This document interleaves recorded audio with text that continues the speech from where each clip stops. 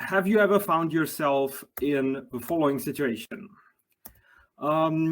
You wrote some tests and put them in the CI pipeline, and everything is nice and green and passing. And so now you start fixing your issues and merging your pull requests. Sorry. And however, all of a sudden, one of your tests fails. So the pipeline breaks. It's right now because one of the tests fails. However, all you did was edit the README file, which should not change your test outcome in any way. So you're confused about what's going on here.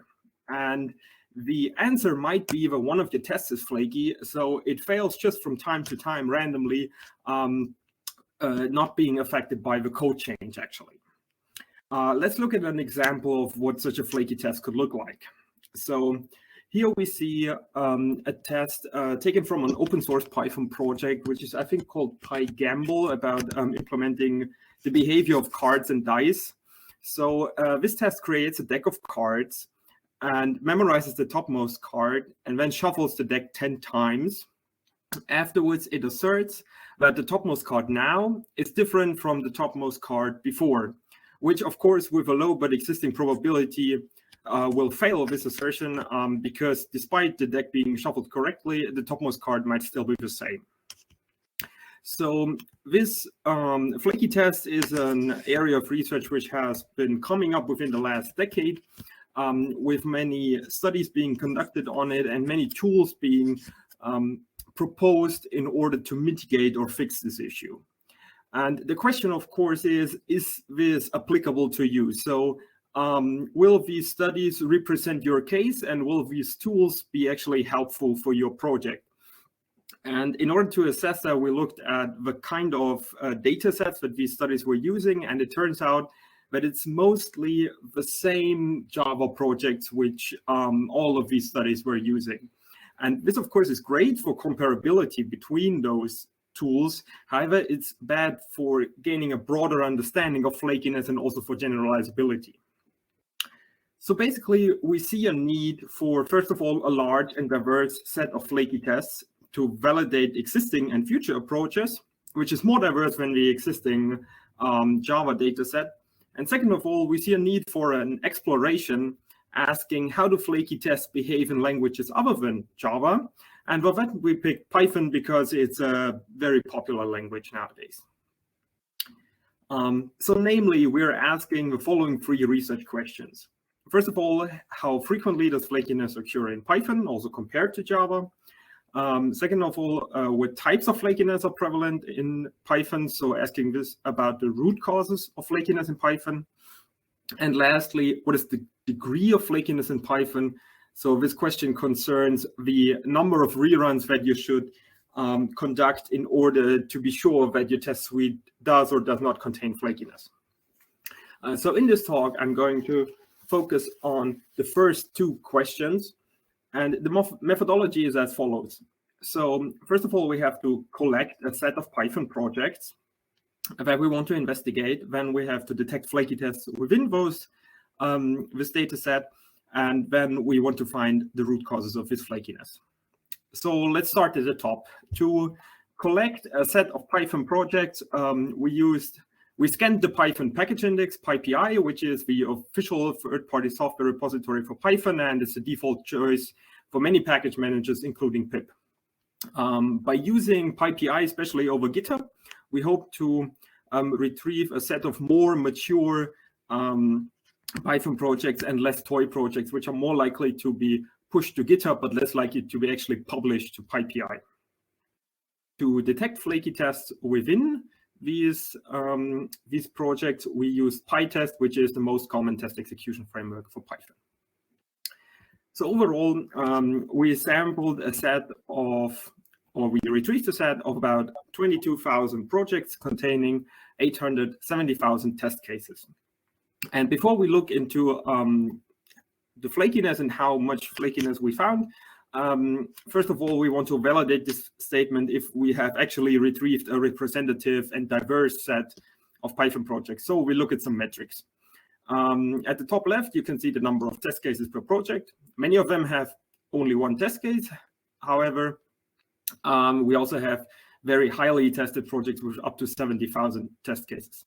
at the bottom left, you see the number of GitHub. I'm sorry.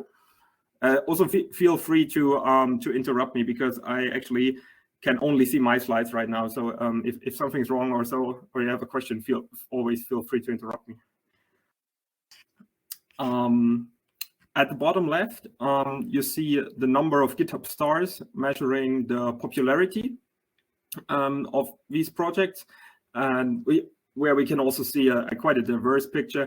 And at the bottom right, you can see the size of these projects measured in lines of source code, where we see a majority being within a range of about 100 to 10,000 lines of code. Next, we also looked at the topics that the authors of those projects gave their projects. So this is a feature of PyPI. If you publish your project, you can assign it certain labels, certain topics. However, this field is optional. So unfortunately, about 2/3 of our projects did not specify any topic. And if you look at the topmost 3 project topics, those are very generic and carry little information. However, if you look further, you see quite a diverse picture with many projects falling into the scientific engineering domain, or software development, or internet or system administration. Now, the last metric we looked into is the maturity state of these projects. This again is an optional field which you can tag when uploading your project to PyPI.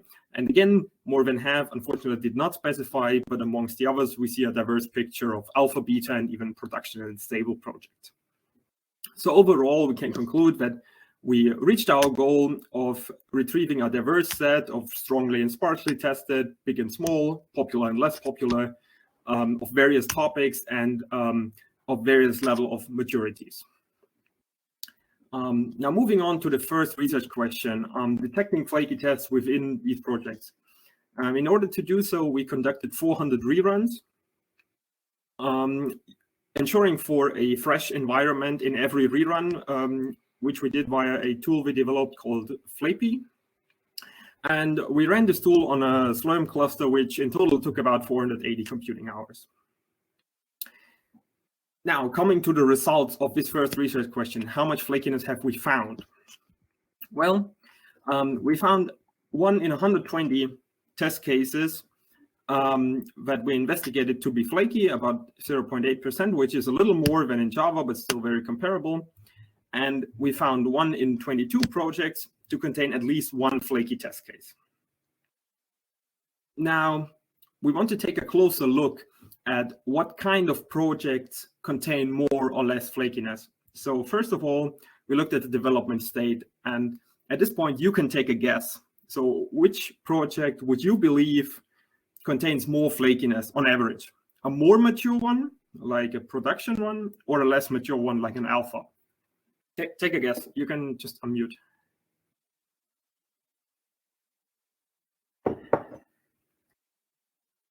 Anyone, or writing to the chat?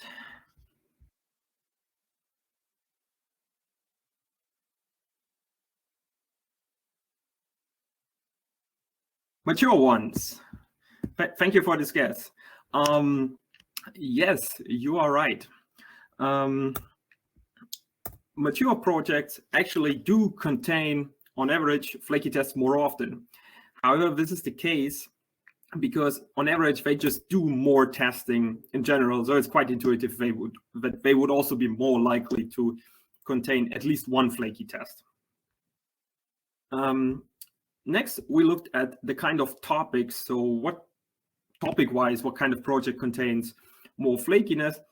And we found that especially the artificial intelligence domain seems to be more prone towards flakiness, which, however, cannot be attributed to just doing more testing, because on average, these projects contain a comparable amount of tests compared to the ones that do not specify any test case.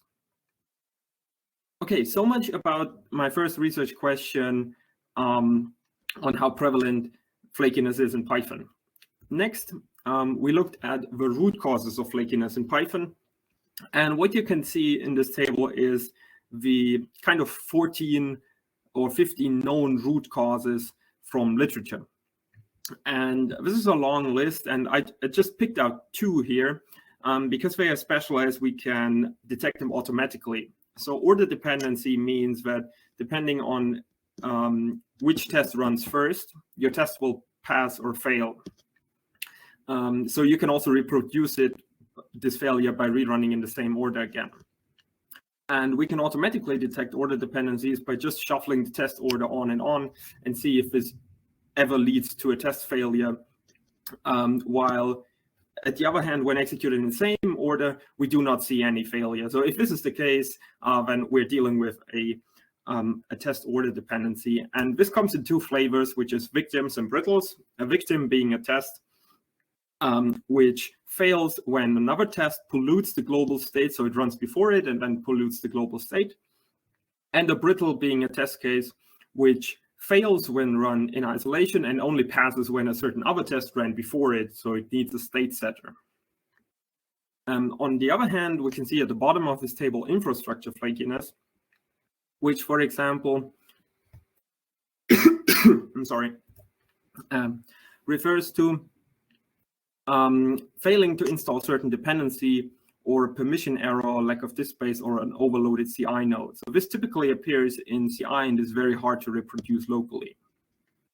Now, the way we automatically detected infrastructure flakiness is the following.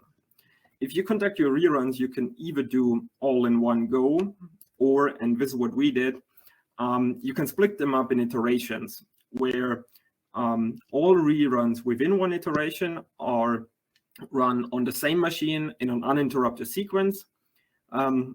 However, between iterations, there can be different machines and several hours of temporal distance. Now, in this setup, you can have, I'm sorry, you can have four possible outcomes. So the test cannot be flaky at all. So it always passes or always fails. Or it fails, but only between iterations, not within. And then we consider it infrastructure flakiness because apparently there was a problem with the CI node where the test was executed on. Now, for the other root causes, we cannot identify these automatically, so we have to do this manually. We sampled 100 test cases, looked at their code, their execution reports, and certain keywords in the execution traces. Now, what did we find? First of all, we found the majority to be order dependencies. And within those, most of them are victims, which confirms other studies that also find a lot of order dependency and especially victims to be more common than brittles. We also find a lot of infrastructure flakiness, and among the remaining 13% of other root causes, we find mostly networking and randomness to be the cause of this flakiness, which is quite different from other studies that mostly found asynchronous waiting and concurrency. And the reason for this, we believe to be that there are other projects that are written in Python are different from projects written in Java. So this is more representative for the kind of project written in Python. As we saw earlier, there's a lot of scientific engineering related topics and internet related projects, and probably less of those huge systems which deal with asynchronous waiting and concurrency. So overall, we can conclude we have created a data set of about 7,500 flaky test cases that other researchers have already started building on to investigate flakiness further, which is really great to see. And on the other hand, we have investigated flakiness in Python, showing that about 0.8% of all tests that we investigated were flaky. Flakiness is more common in mature projects and projects of a scientific engineering domain, and that most flakiness is caused by order dependencies, infrastructure flakiness, as well as networking and randomness APIs. So thank you very much for your attention.